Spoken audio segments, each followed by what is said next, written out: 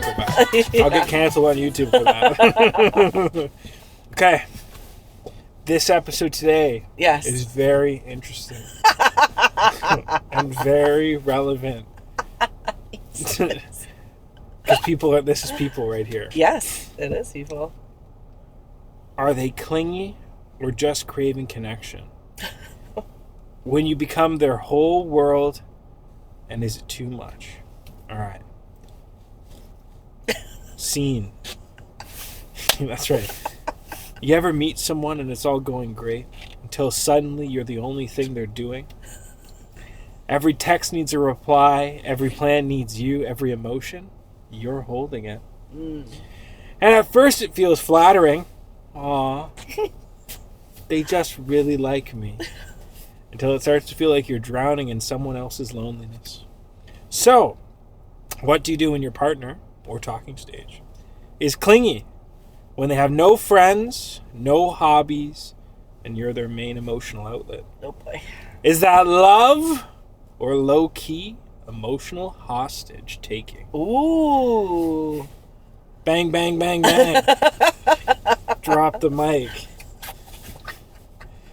Okay. So, we're talking about clingy partners. Yeah. The first thing we got to talk about. What is clingy?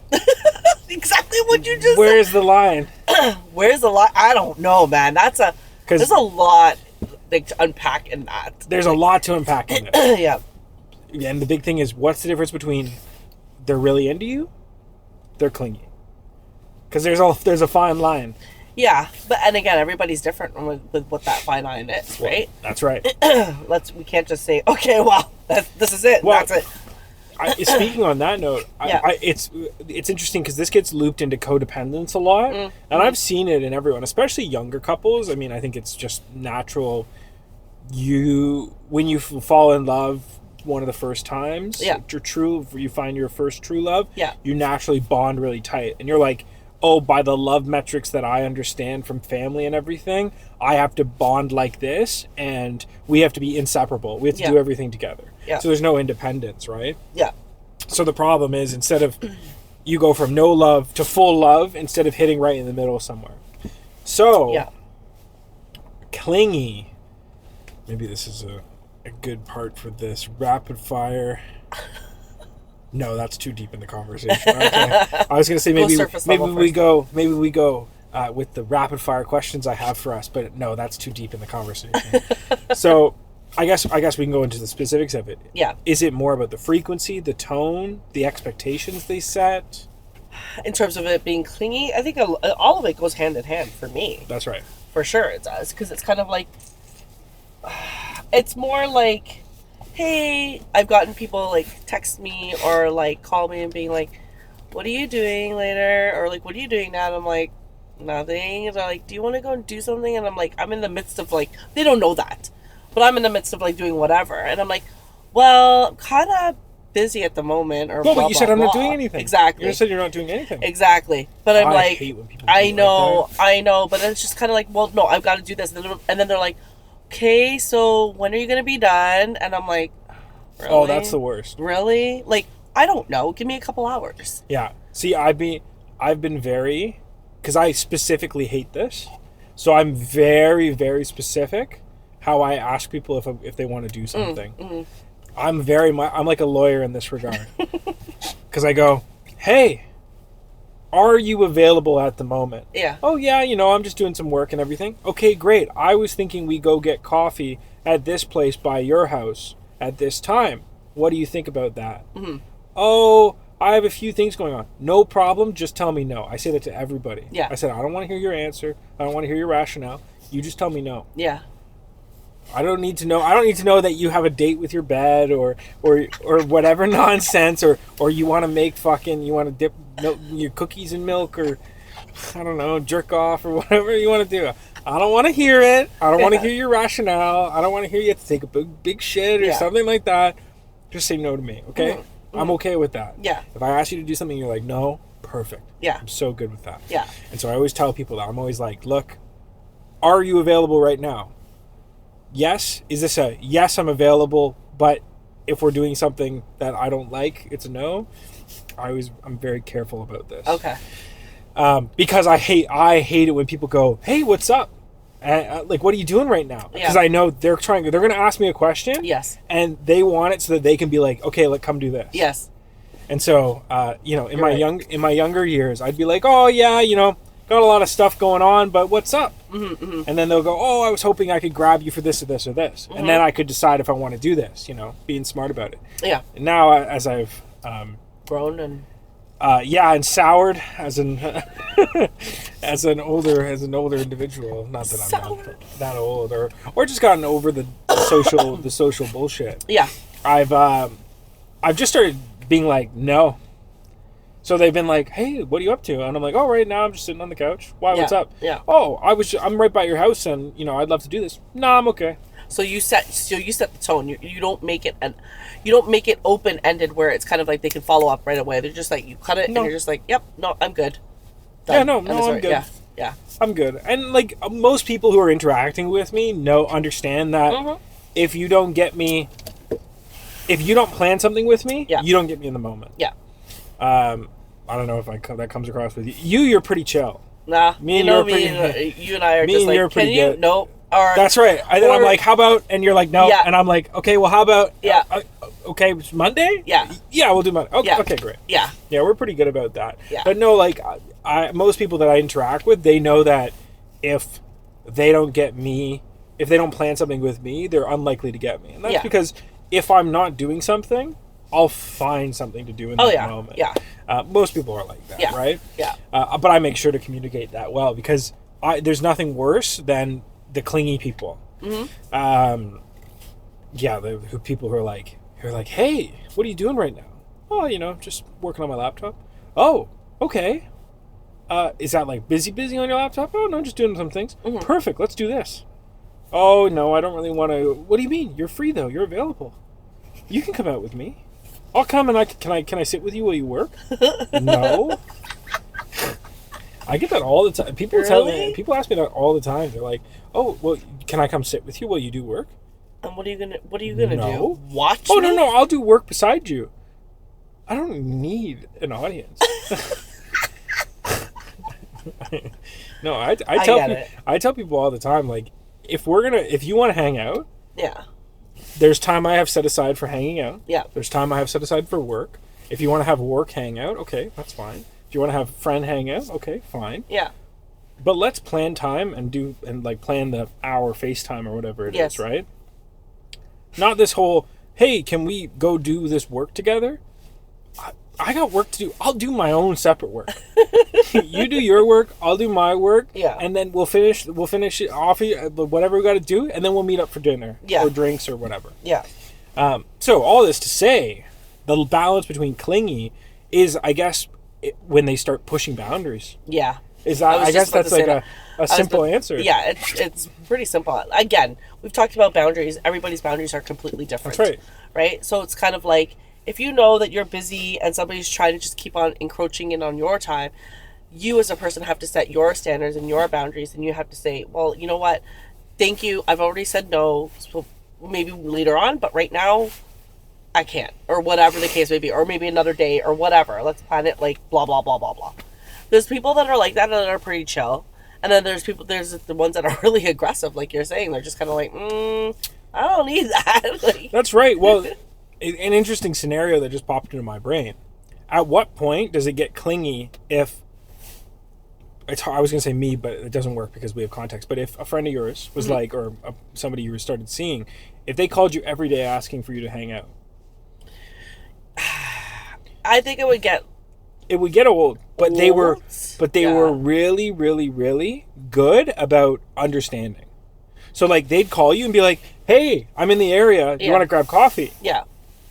And you were like, "No, not today." "No problem. Thanks. You know, have a good rest of your day." Yeah. Boom. And assuming you don't hate this person. No, yeah. Or you don't find them annoying. Right. Like they're compatible with you in some regard. Yes. If they did that every day, would that be clingy? I think to a level, a degree, yeah. I think it would. I don't know. It's like, do you not have anything else to do? Not me, but you. Like, That's I get right. it. We're cool, whatever our situation, friendship, whatever it is, we're cool. But it's like, do you not have other things to fill your time? Well, that's it, it's true. It gets in that case. It's interesting because I had the opposite scenario. So I was the person who would always call them. I've been in that position too. Yeah. But it wasn't every day. But it was like it'd be once a week, maybe once every 2 weeks. Yeah. But I also knew, like, it was my buddy. He lived in the Junction area. I would always call. I would always I'd be somewhere in the area, or I'd be leaving the city and be coming out that way. Okay. And I'd be like, I'd call him and be like, hey, are you around? Can we grab coffee? And sometimes he'd tell me no, but most of the time he told me yes. Yeah. And I love connections, relationships like that, because it's like, I'm in the area. I know you'll be at home because that's where you work and do whatever. And he told me, like, I think I went over to his house once, and he was like, I really love it when you drop in. Like, when you just call me and you're like, yo, I'm in the area. I've had a couple of people that I have relationships with them like that, where I kind of know where they're going to be. Yeah. And I kind of know their schedule, that they work at home or they work at this office. And I know that if I give them a call, 8 out of 10 times they'll say, yeah, let's grab a coffee. Let's do whatever. And it's super chill, 30 minutes, whatever it is. Yeah. So, am I clingy? No, I don't think I don't think you would be clingy, because it's just like that's on your time. You're doing it on your time. Them. No. But you're doing that on your time, and it's not a consistent person. One person that you're continuously doing that. No, I know that if I'm in the area with like my buddy, for example, I know he's most likely to say yes, because he's very much like me in the sense of, because we vibe and we're buddies. Yeah. He'll make time for me. Yeah. And like, I even, like, if more people did that with me, I'd say, like, I'm happy to get up from work and go for a coffee. I do that all the time. I love doing that.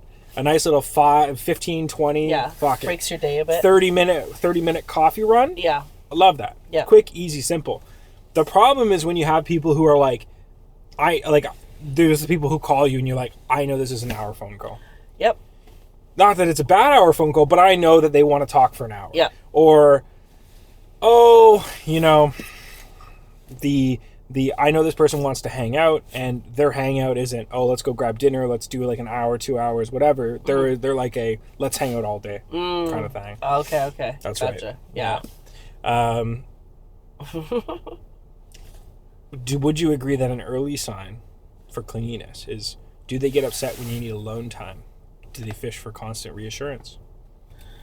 Would I find that clingy in the beginning stages? I think I'd have a little bit of a flag in my head about that one for sure. Yeah. Yeah. Interesting. Okay, so my answers / vibes about this. Yes. Clingy isn't about how much they text. It's about what they expect in return. Yes. That's an interesting way of putting it. That's right. A healthy partner wants your attention. A clingy one needs it to function. Oh, dependency. Right. Like codependency, yeah. It's like, I'd like Natalie's attention. Like, when I'm talking to you, I'd like for you to look at me and everything. But if you're going to fucking ignore me, okay, fine. Don't worry about it. Yeah. But, the clingy one is like, no, I need your attention. Yeah. Like a druggie. Yeah. And then, this is a great example. Okay. Or this is a great point. You start to feel like their parent, therapist, and social calendar. Oh. There's some people where I feel like they're fucking therapist. Oh, yeah. There's this one guy, I love him to death. Yeah. I love him to death, but he's 52, and he calls me, and he tells me all about life and everything. And I'm like, bro, I'm half your age. Yeah. I'm half your age. I don't need to hear about how your wife shut you out of the bedroom and... Oh, boy. I mean, like, I feel bad for the guy and his kids and all this, and I want to help him and everything, but one phone call when you're feeling down, okay, fine. Yeah. 2 phone calls even, or calling me when you need me, okay, fine. Yeah. But when it's getting like every couple of days, it's like, brother. I know. I love you, but you got it. You're bumming me out. Yeah. Talk about something exciting and interesting. Know. That's true. Okay. Now, going to the relationship side. Yes. Red flags versus green flags in the talking stage. Okay. So I'm going to ask you. Like a question or a scenario? Okay. Well, we'll talk about the red flags and green flags about these points. So, do they respect your schedule? Obviously, that's a big green flag if they respect your schedule. Yes, of course. Now, somebody who's clingy can definitely respect your schedule, but then fit their way into it. Oh, yeah. For sure. Do they have their own passions, friends, life? I don't know. Hopefully so. Well, I mean, depends on what circumstance we're talking about. Yeah. But yeah, like, I mean, obviously, if they do, they should have their own passions, their Yes. life, their friends. Like, they should have things that are like they have Yes. stuff going on. Yes, exactly. And I mean, there's something interesting about the attention equation on like the value of somebody's attention. When you know somebody is a very busy and important individual, their attention that they give you, the value of it shoots up 1,000%. And that's just the way that humans calculate it. So, for all you guys who are dealing with the woman bullshit,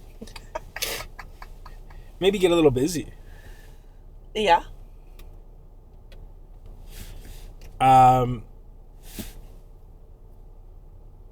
Yeah. Do they guilt you when you're unavailable?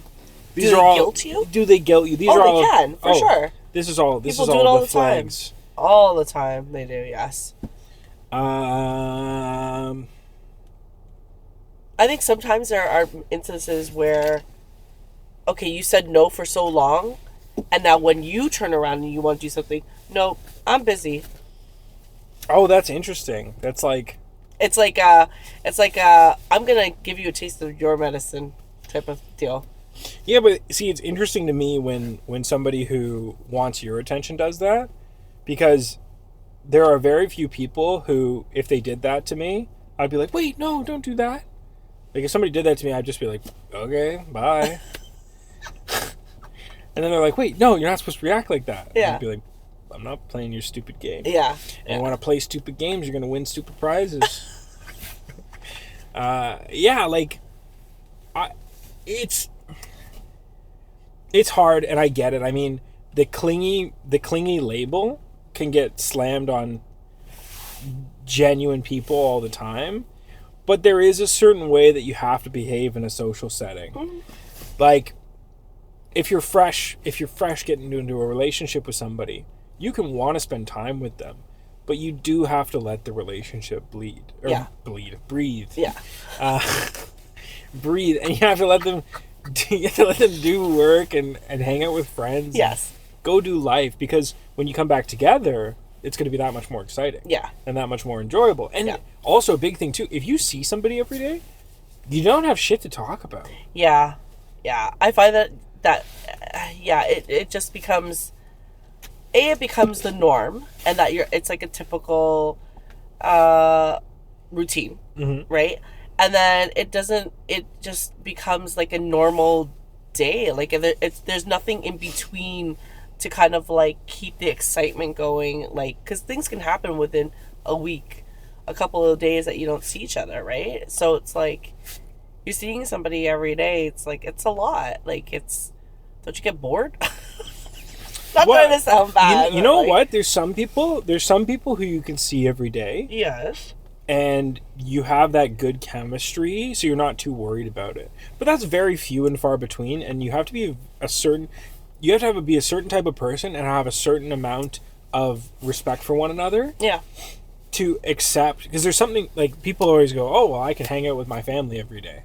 Mm-hmm. And it's like, well, yes, or I have that friend I can hang out with. And it's because you guys are compatible, your friends, your family, or whatever. Yeah. But it's also the fact that you allow yourself to be quiet.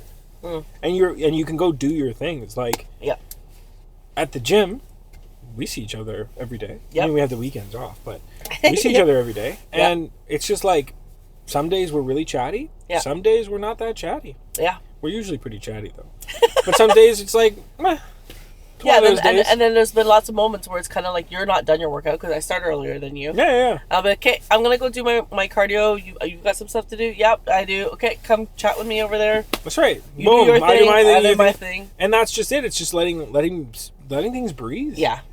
And just being okay with that. I think clingy people are scared of that.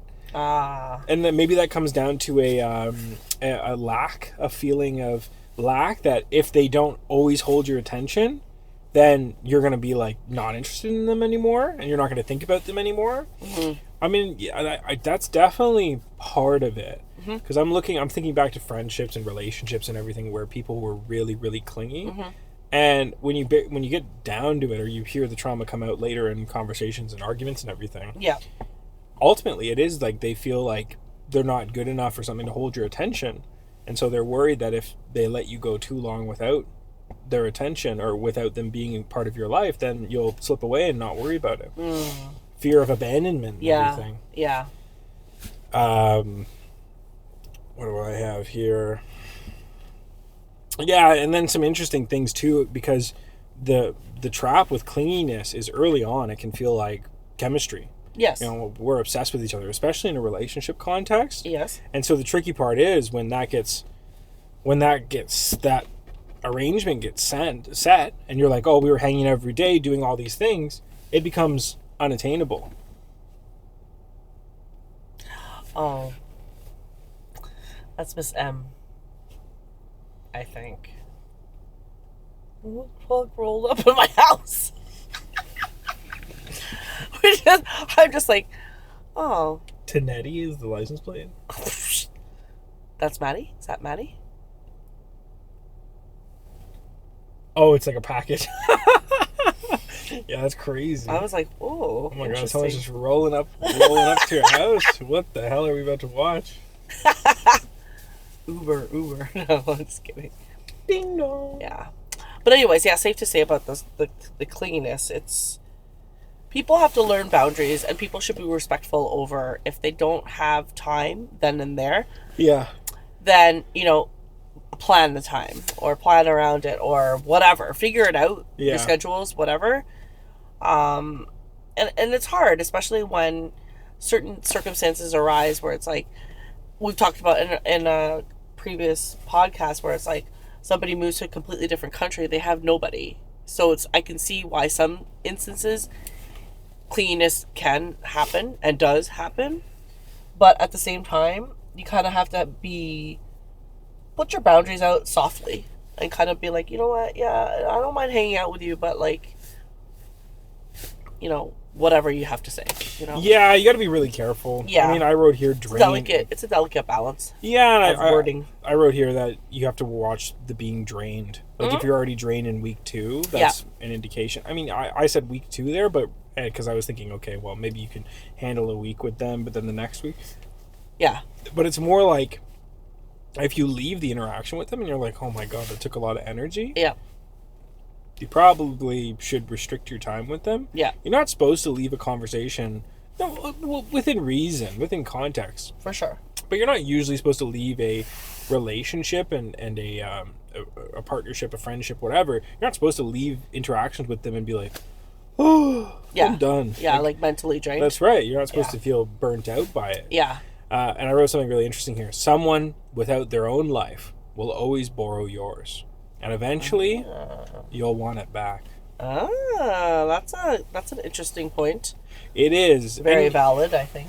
And there was a relationship that I had. That point made me reflect on just my past with friends and whatever. And I've realized that I can name a couple, relationship moments and a couple friendship moments where people hoist you up as the okay, you're the social one, whatever. I'll go to these events with you. And what eventually happens is you're always going to your social events, going out with your friends, doing these things that you get resentment back. And it's like, whoa, you jumped on my bandwagon. Now you're getting mad at me that you're on my bandwagon? Mm-hmm. Get off my bandwagon. Go find your own. Yeah. Right? You're and so right. it's kind of funny how it turns and I mean, it's manipulators and all those wonderful things, or whatever the case is in the person. But yeah, it's crazy. I mean, just like thinking back on these instances where it's like you're getting mad at me because I was connecting you with people and giving you that social circle. That's crazy. I know. People do it, manipulate, right? That's a good part of life. Now, this one's very relevant, and I think you'll be able to speak to this quite a bit. All right. Becoming their therapist. So it's fine as a friend, as a lover, as a whoever, business partner, whoever. It's fine to discuss, use the people as outlets. Not use them, I should say, but discuss. Yep. Keep going. I think I know what that's about, but okay, keep going. I've never seen her hit the end call button so fast. I totally lost my train of thought. Oh, using you as a soul outlet, like, yes, and because they only have you, or feel like they only have you connected at that emotional level. mm-hmm. Are they only putting their burden on you? Or do they have people that they're spreading it around? Because, I mean, like we were talking about this morning, you can't. Someone can't pack everything up and put it in your box. I mean, they could, but it's a lot. Depending on what the circumstances, what the situation is. Sometimes some things that you put on people, it's a heavy load. And that person that's taking that on is like, what the hell am I supposed to do with this info? Yeah. Well, I feel bad for you. For you. But what am I supposed to do? That's not my life. That's yours. Those are your issues. You don't need to bring your issues to my table. That's right. I'm playing the smallest violin in the world. It's interesting because, you know, and also too, when you're a light in someone's life, yes, and you make them feel good, and it's nice that they feel like, oh, I can connect with Natalie. Natalie makes me feel good and everything. Yeah. But then, how is that fair to you? Like, it still puts a blight on you. For sure, it does. And I think sometimes when people are used to using people people as emotional outlets, they forget how much they have an effect because they're so inherently dark. I'll use it as light and dark. They're so inherently dark that they go, oh, wow, Natalie's a candle. Here. Brighten up my darkness. That's right. That's right. And then boom. And you're like, oh. You're like, what the fuck, bro? Now I gotta relight this myself. No, you don't. Get away from me. You and your dark wind.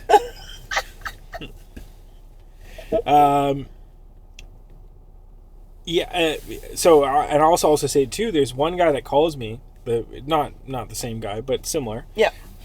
And he calls me every once in a while, every couple of weeks, because, you know, life's been hard to him. He has a family, he has kids, he has everything. Mm-hmm. But every so often, it'll bubble to the surface, and because of life and situations and whatever else, he doesn't have the same, he doesn't have a network.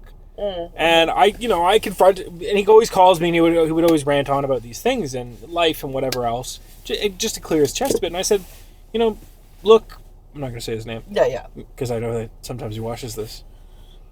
Sam. No, we don't even use Sam. No, I can't use Sam. Miguel. Can't use Miguel. No, I'm kidding.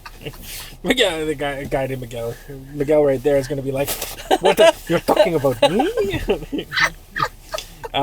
No, but there's he calls me, and, you know, I set the boundary with him. Okay. And I said, like, look, like, I care about you. I want you to be good. I want everything. But, like, every time I pick up the phone with you, mm-hmm. I know you're going to bum me out. Yeah. It's like, not necessarily negative, but just, you're in a high, and you don't, it's somebody else's lull. And you're just like, oh. Well, and it's like, and I said to him, I was like, you know, it's like, I like talking to you. I enjoy talking to you. But it feels like you're just looking to get a little bit of good juju from me and then fuck off. And he's like, well, yeah, I know talking to you makes me feel better. And I'm like, well, maybe you should see a therapist. But you said that? Yeah, I was just like, I was like, you know, I care about you, and that's why I pick up the phone regardless of how I feel about it. But it isn't very fair to me. Because at the end of the day, I'm your sounding board. And you're just like, blah, blah, blah, blah, and this, and the kids, and blah, blah, blah, blah, and life's hard, but I'm working, and it all just... And so what was their reaction to that? He's a mature, he's a smart guy, and he understood. I mean, I could tell he was hurt by me saying that. Of course, yeah. And, you know, he just kept repeating. He's like, oh, well, you make me feel so much better, and I know that if I call you and talk to you, that, you know, a life that seems so miserable doesn't seem that bad, and, you know, I'm glad that I can be that rock and that safety for you and everything, but at the same time, it's hard because I know that after 30 minutes with you on the phone, I'm gonna hang up. You're gonna be like, "Oh, that was great," and you're gonna walk away feeling rejuvenated, and I'm gonna be like, "Oh my god, I might have to kill myself. What's the point of life? And it's hard. But you know, and whatever. He understood it, and he still calls me and everything. But at least he's a little bit more positive. Okay. Right? Yeah. He's like, and he also, a big thing that changed was he started asking me more about how I'm doing. Yeah. How are you doing? What's going on in your life? Although I can tell that he resents asking. He asks me because of the boundary that got set. I can tell he kind of resents asking me, though, because he's like, yeah, so how's everything? Oh, good. You know, busy. Lots going on. Exciting things happening. Having fun at the gym, you know. Oh, how's the gym squad? Oh, they're great. Everybody's great. Natalie, she's wonderful. Oh, yeah. So, you know, you have a busy day? Oh, yeah. Super busy day today. It was awesome. Saw lots of people. Had a lot of laughs. You know, life's great. Couldn't ask for better. And goes, I know, right? Right. Yeah. But also, I mean, you got to kind of Aikido it. Because if you... The problem is you become what you think about most. So if you're always depressed and thinking shitty, and I know everyone's going to argue with me because I fight this argument every time I say this, you have to try and be a positive force in the world. Yes. And it may feel like imposter syndrome or you're lying to yourself or whatever else, but if you show up and you're positive and you say, look, like, you know, it's not that bad, I'm grateful for this, life's like this, you will just radiate a more positive energy out into the world. Right. I find so many people like let pain and darkness, and I had a meeting today and it was with a new producer. She's looking to get more experience, do bigger things, and you know, she recently got cut from the production company she was working for and yada yada yada. And I said to her, I was like, how exciting. You're on this new cusp where you can define anything. Like, that's amazing. Oh, but I still lost my job. That's okay. It's okay to be bummed out, but be excited about the possibility at the same time. You're allowed to have duality. I find a lot of people feel like they can only demonstrate one emotion, but life is so complex, you're allowed to feel both. Yeah, it sucks that I lost the job, but how exciting that I can move into the future. And I'm like, and plus, if you didn't lose that job, you wouldn't be talking to me. And you're talking to me about all these future opportunities, and she's like, that's a good point. I'm like, right, so how can you... Don't think shitty thoughts. Life's exciting. I agree. And then I just wrote all about this emotional service. Emotional intimacy is amazing, but if you feel like you're their only lifeline,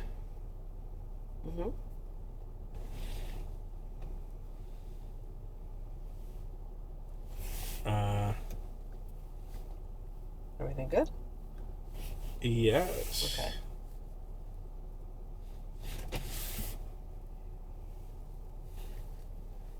As we take a pause. Sorry, No, it's fine.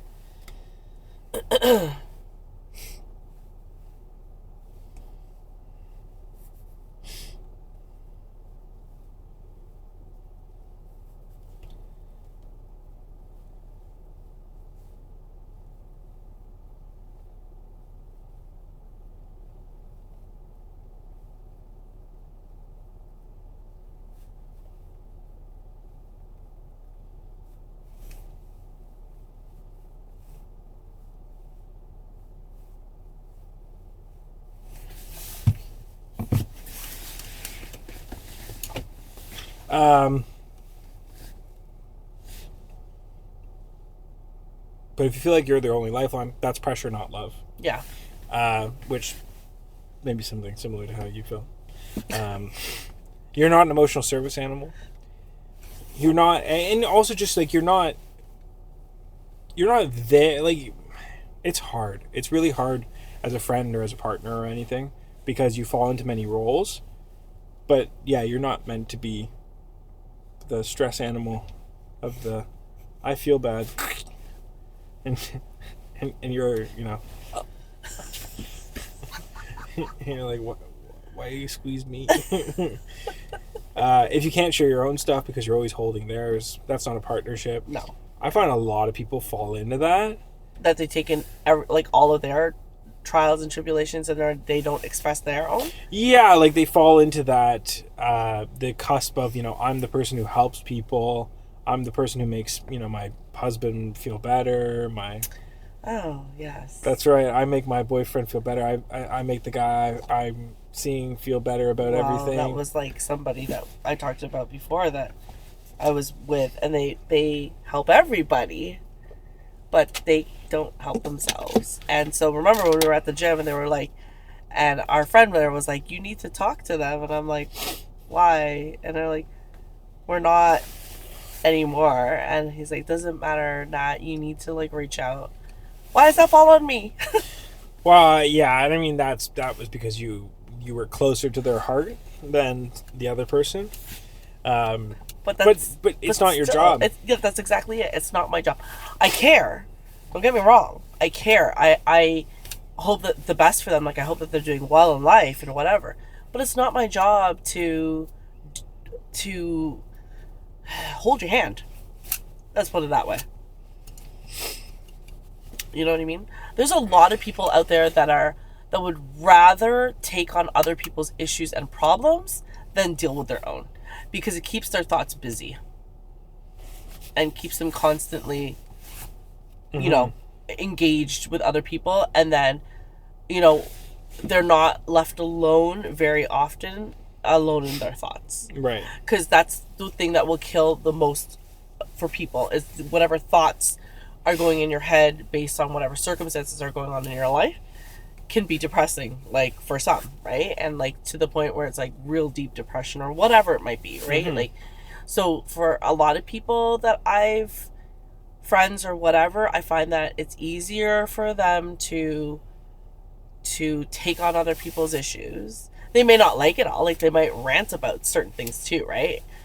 Or certain decisions that I make or whatever, but they'd rather listen to what I have to say and like give their 2 cents, or just take in all of that and like try to help me, as opposed to helping themselves in whatever else is going on.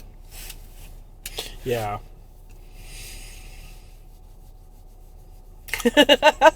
Deep in thoughts, Mason. Well, yeah, I mean, I'm just thinking, like, it's amazing the polarity of people.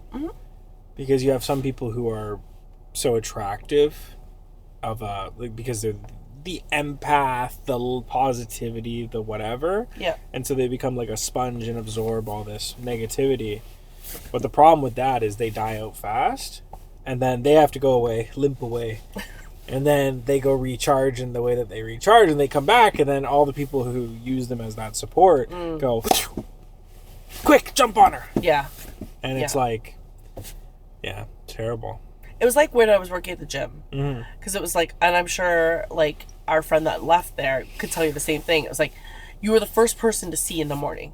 So complete strangers would just like harp on me and rant and bitch and tell me all their life stories. And I was just like, okay, I don't really know you, but okay, thanks for telling me. Like, so it's just like, it was nice to understand people and like get to know people on a different level. Right. But it was just like a lot of intake for me. And I was just like, my God, this is like a lot of shit going on in my head right now because of everything that's happening. Yeah, it's hard. I mean, people try and, there was a set I was working on, the context to this behind the scenes, and there was a set I was working on. Makeup artist was like, she was this wonderful older, I think she was Jamaican as her background, and she was telling me about voodoo and all the things you got to worry about, and just saying, like, I mean, the biggest voodoo that people do to one another is this negativity. And she was saying how she could never do my job because I'm the source of where people come and throw their negativity. A lot of the times they're like, oh my God, this is a problem, throw it on Nathan to deal with. And all that to say, like, being a I'll call it a frontline worker in that regard, yeah, if you're working the morning shift at the gym, people come in, if they had a shitty sleep or stuff's on their mind or whatever else, you're the first person that they're dumping that on, especially if there's some familiarity. Yeah. And you're like, hey, good morning, how you doing? Yeah. And they're like, actually, terrible. Yeah. I tried to kill myself last night. And you're like, you need me to call something for you? I know. No, I'm good, I'm going to work out, I'll be fine. Okay. Yeah. So it just felt like the hub for everybody, and I was just like, oh my God. Well, it's exhausting. It is. It's very, very exhausting. Like, you have your own issues that you're dealing with, but on top of that, everyone else is throwing everything at you, and you're just like, oh my god. That's right. Like, yeah, you really got to learn to protect your energy. Put That's up what that they little, say. Yeah, that's little what they say. energy ball. Yeah. Make sure you're wearing your evil eye Yep. bracelets and all that good stuff to make sure no bad juju. Yeah. No, I agree.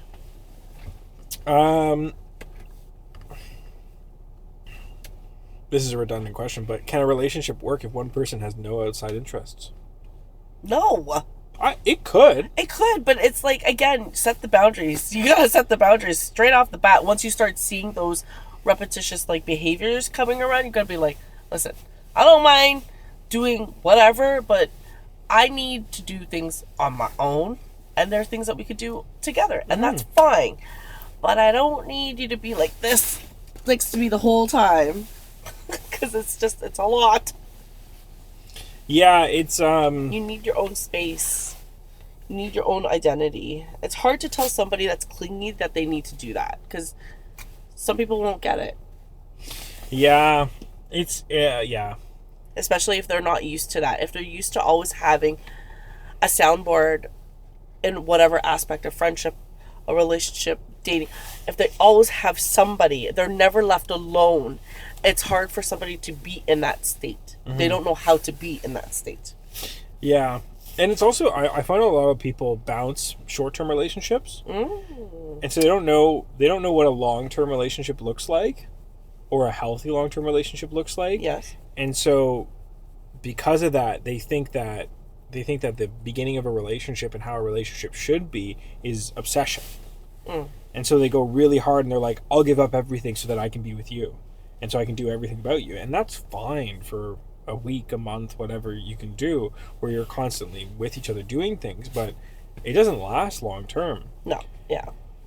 Yeah, I find a lot of young couples, but also just people who just don't understand how a relationship works, the dynamic, like they throw themselves into obsession. Book up all your time. Is that like part of love bombing though? That's definitely, that case? That's exactly it. Part Right? of love bombing. Oh, Yeah. I want to do everything for you. I want to buy you all these things. I want to take you out to all these nice places. Yeah. Oh, cancel your plans with those people. Come with me. Yeah. Oh no, just tell them it's fine. What do you mean it's fine? Yeah, they'll understand. Your friends are... no, we're going out because we made That's plans. right, boundaries. Way before I met you or blah, blah, blah. That's okay. No, really, it's not okay. Yeah. Yeah. And going back to this point about it becomes your problem. They jump on your bandwagon. It becomes your problem. I find that they overly commit to you, and then all of a sudden it's your problem that they overly committed to you. Oh, I can't do anything because I'm always seeing you. It's like, whoa. Yes. What the fuck are you talking about? Yes. That happens all the time. Yes. They make you guilty for or them. Or the line that I've heard and I've told you many times. They're like, I'm really tired. I was working today, or I was doing this today. I'm really tired, but I came out and saw you. You should at least acknowledge that. You should at least realize that. That's what? right. I didn't fucking tell you. If you're tired, fucking stay home. I don't need you to come out and tell me you're fucking tired.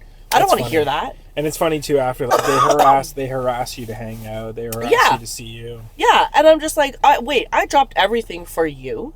I did all these things for you. I pick you up, I drop you off. I pick you up, I drop you off because you came here, you visited, you did whatever. I flipped the bill for everything, and then you're gonna turn around and say, you should be happy that I'm with you because I'm really tired.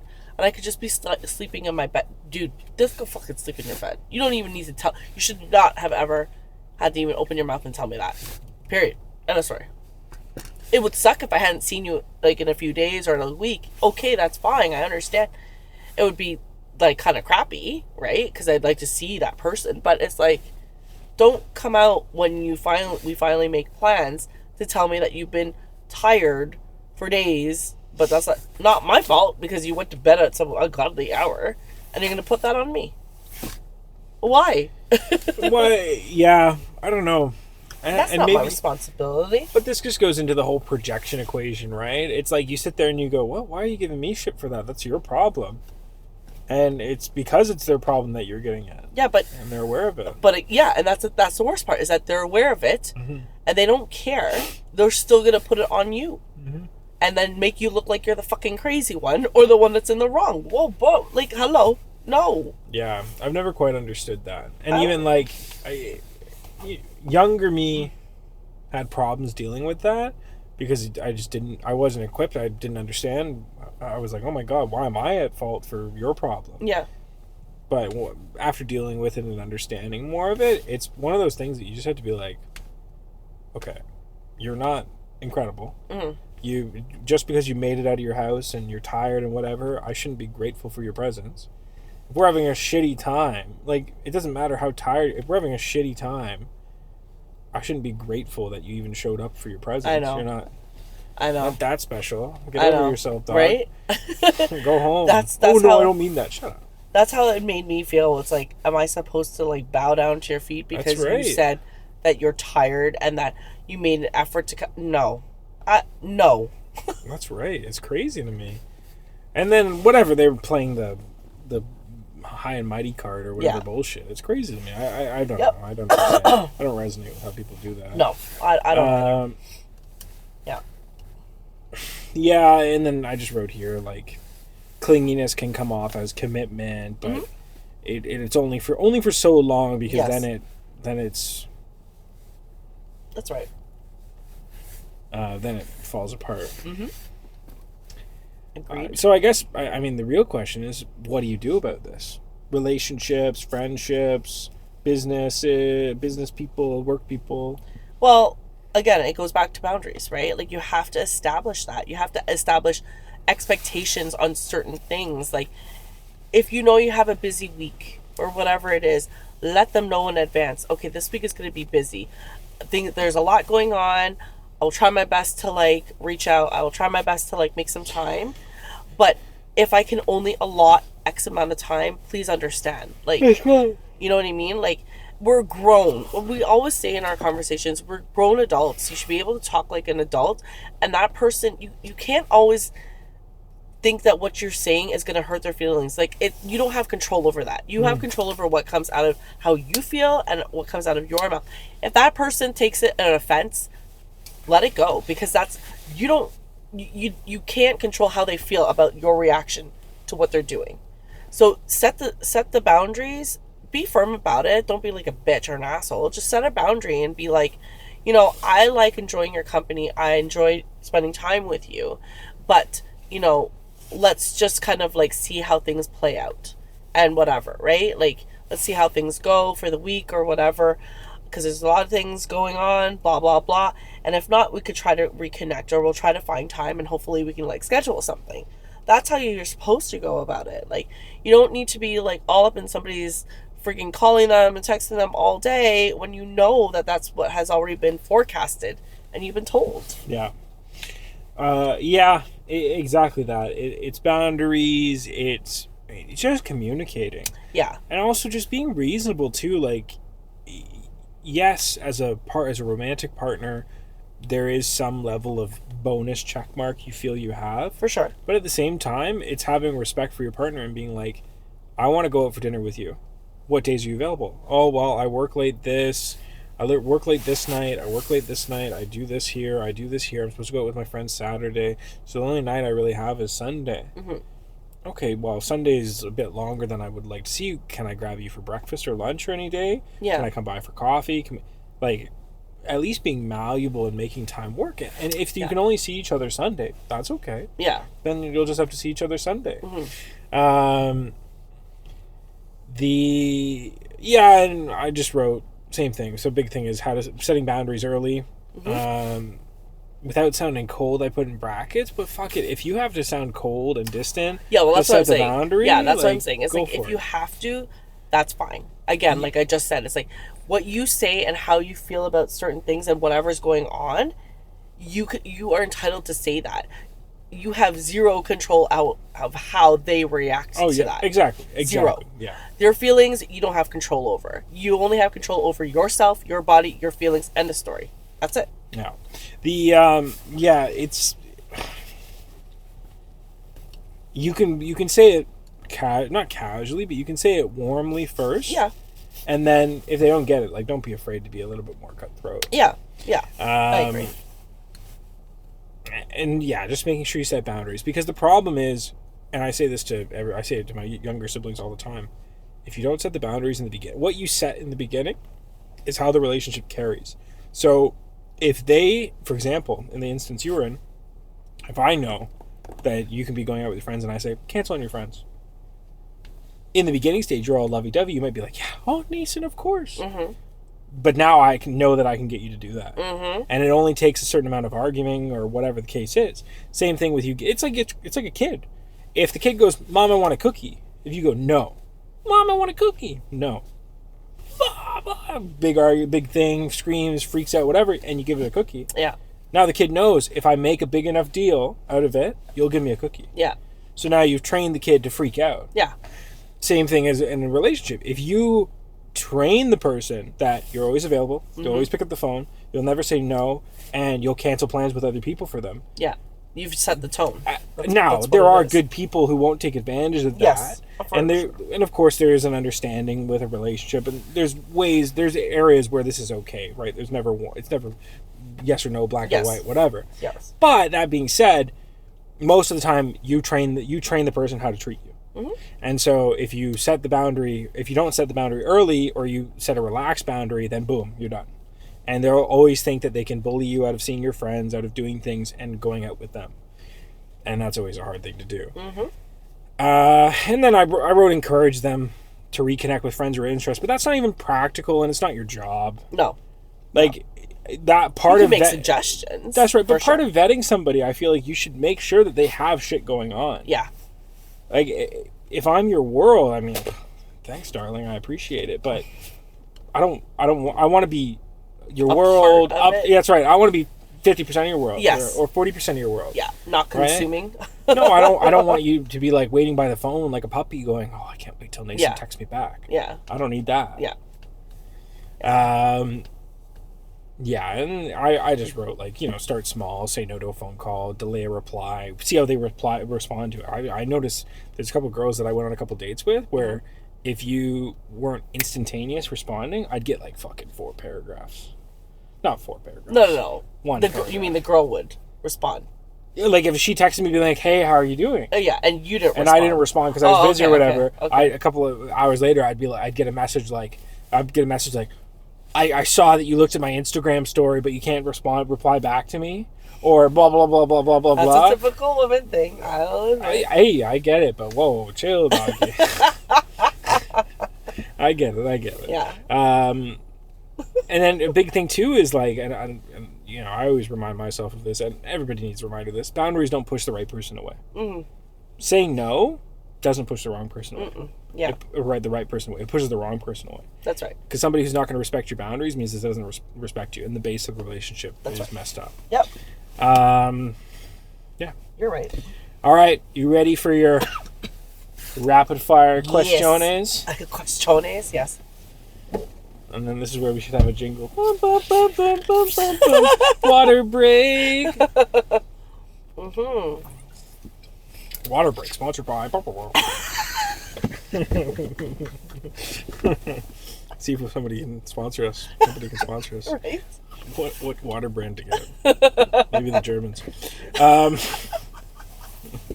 Okay, you ready? Yeah, I'm ready. Clingy on day 3. Cute or not cancel? For me, cancel.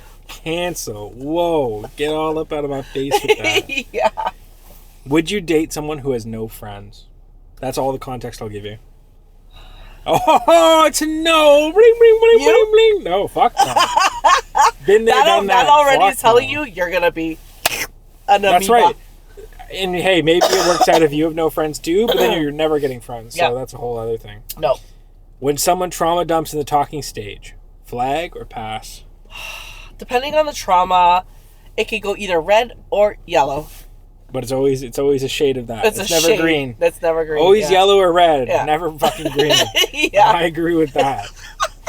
I mean, there's something nice about once you get to know somebody. For sure, yes. Talking about struggles and everything, but there's a certain context. I agree. If I hit you with, my baby mama's doing this and my kids are doing that and whatever else on fucking, the second time you've seen me in a month, 2 months. Yeah. I'd be like, whoa. I didn't even know what to say to you. Yeah. Are you sure you're in the right? Yeah. You're someone's emotional support human. Like imagine someone refers to you as that. Oh, you're just like my emotional support human. Do you stay or bounce? I don't like that. I'm bouncing. Yeah. I'll be like, whoa. Yeah. I'm not. I ain't your emotional support animal. No, get out of here. Yeah. Is needing your partner 24/7 a love language or a red flag? 24/7. 24/7. That's the question. That's a red flag to me. That's a red flag. What do you mean? You don't like when they're like sleeping and they're like, I have to just be connected to you at all times. Yeah. No. You sleep that way. I'm gonna sleep this way. You know, there's some people can cuddle all night long. Yeah. Certain people, certain relationships, no problem. I Yes. can do that all night. Yes. Certain type of woman, whatever. There's some relationships though where you're like, you sleep that way, I'm gonna sleep this way. Get the fuck away from me. Yeah. There was one where it was like when we were sleeping together. I like to cuddle, right? But again, every partner's different. That's right. And then they were like, "No, I don't really like to do that." I'm like, "Really? No?" And they're like, "No." They like their own spot on their bed, and then their woman or whoever to be on the other side. So I'm like, okay, that's cool. Like I got used to that. It took a little bit of time, but I got used to it. Like I didn't mind cuddling to fall asleep, and then after I'm asleep, I just kind of like go on my side of the bed. But yeah. You cuddle for the start. Yeah. Cuddle to start, like cuddle to fall for the start, asleep. Yeah, and separate. then but just I don't mind cuddling all night if that person wants to do that all night and sleep like that. But you gotta be compatible in the right way. But yes, but that's what I'm saying. It's like most people like their own side of the bed, which I'm fine with. I'm not gonna argue. That's right. That. Yeah, that's right. And that's it. It's like the best sleeping arrangement because I run hot when I'm sleeping. Oh yeah. So having a girl that runs cold. Oh yeah. It's wicked. Wicked scenario. Perfect. Take the heat away, no problem. Yeah. But yeah, like fuck, you get two people who run hot. Oh yeah, you're done. Oh, you're every dripping. Every night you're like, oh my god, did I fight a fucking shark last night or something? Holy shit! Wringing out your shirt in the morning. God. And then if you both run cold, you're fucking. Yeah, I know, right? Get over here. Yeah. Oh no, you're colder. Yeah, exactly. Yeah, and then so all that to say, we all want to feel needed, desired, important. But when someone needs you to breathe, that ain't love. That's a dependency disguised as affection. Healthy love expands your world. Clinginess is what I was going to say. Clinginess shrinks it down to just one person. Don't mistake constant contact for deep connection. That's a big thing. Yeah. This fucking day and age of cell phones and calling and texting. Yeah. Everybody's like, oh, if I talk to you all the time, that means I love you. Yeah. So, and don't be afraid to say, I love being close to you, but I also need room to be me. That's a good one. That's a good one. And that's that. I mean, there's nothing wrong with a little bit of cleanliness. It's expected in love, especially in love, in friendships. You like each other, you're compatible. Yeah. There is expected to be some level of, I want to see you, I want to do that. There's that desire. Yes. But you have room to breathe as individuals. You're doing this thing, I'm doing this thing. We're happy that That's way. right. That's right. That's right. So on that note. On that note. Bye! Oh, here, hold on. Pose for the thumbnail. See you guys. Have a good one. We'll see you next week. Yeah.